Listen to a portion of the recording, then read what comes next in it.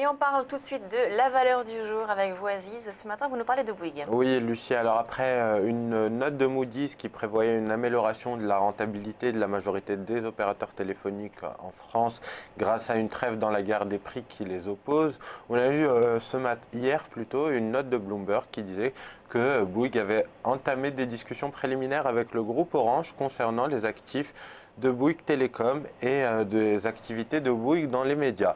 Alors on voit bien l'attrait des investisseurs puisque dès ce matin à l'ouverture on a eu un gap assez important.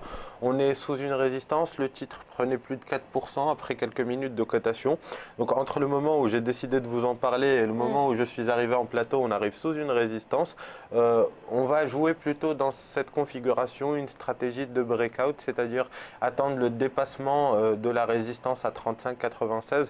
Et vous le voyez, si les investisseurs donc maintiennent leur position acheteuse et leur intérêt pour ce titre, on devrait dépasser cette résistance à 35,96. C'est donc ce scénario qu'il va falloir scruter.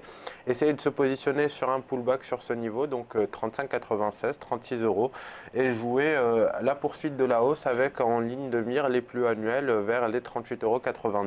C'est le scénario qu'on va essayer de jouer sur Bouygues. Vous voyez bien qu'on a un niveau de support vers les 34,10, que c'est renforcé par la moyenne mobile, qu'on est du coup allé rejoindre le haut du range dans lequel on consolide depuis quasiment la moitié du mois d'octobre. Mais donc, en termes de timing, on va plutôt attendre le dépassement de cette résistance, un pullback, un retour de confirmation, valider la résistance en tant que support pour se positionner et viser les 38,90 euros, donc comme je vous le disais. Merci, Aziz, donc, pour cette analyse de la valeur Bouygues. On passe à la suite de Direct Marché. C'est tout de suite l'édito.